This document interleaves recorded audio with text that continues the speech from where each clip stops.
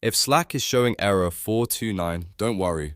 This usually means you've hit a rate limit, and the good news is that it's often easy to fix. In this video, I'll walk you through the fastest ways to clear the error and get Slack working again. If this tutorial helps, make sure to hit like and subscribe for more quick software fixes. Let's get into it. First, the simplest fix is to wait about 30 to 60 seconds. A 429 error often happens when too many requests are sent in a short period of time, so Slack may just need a brief cooldown before it starts responding normally again. While you wait, avoid refreshing repeatedly or trying the same action over and over, because that can keep the rate limit active longer. After a short wait, try your action again and see if the error clears. Next, reduce your request frequency. If you're sending messages very quickly, using Slack automation, or triggering an API too often, slow down and give the system time to recover. If you're using a workflow, bot, or integration, check whether it is making too many requests in a loop. Sometimes the issue is not Slack itself, but a connected tool that is hitting the limit too aggressively. Slowing that activity down can solve the problem right away.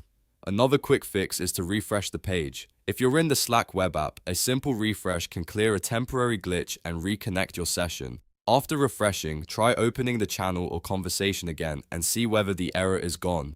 If the problem continues, the next thing to check is your internet connection. Open your browser and search for a speed test, then run a quick test to make sure your connection is stable. A weak or unstable network can sometimes cause repeated failed requests, which may contribute to Slack showing error 429.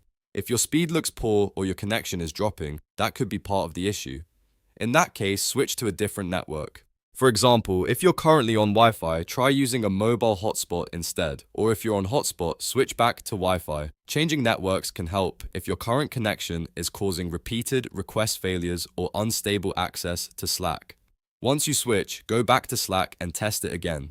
In many cases, one of these 5 steps will solve the issue quickly. Wait for the rate limit to reset, reduce how often you're sending requests, refresh the page, check your internet speed, or switch networks. If you're still seeing the error after trying all of them, it's a good idea to check whether a Slack integration, browser extension, or automation tool is causing repeated requests in the background. But for most users, the fix is simply giving Slack a little time and reducing the activity that triggered the limit in the first place.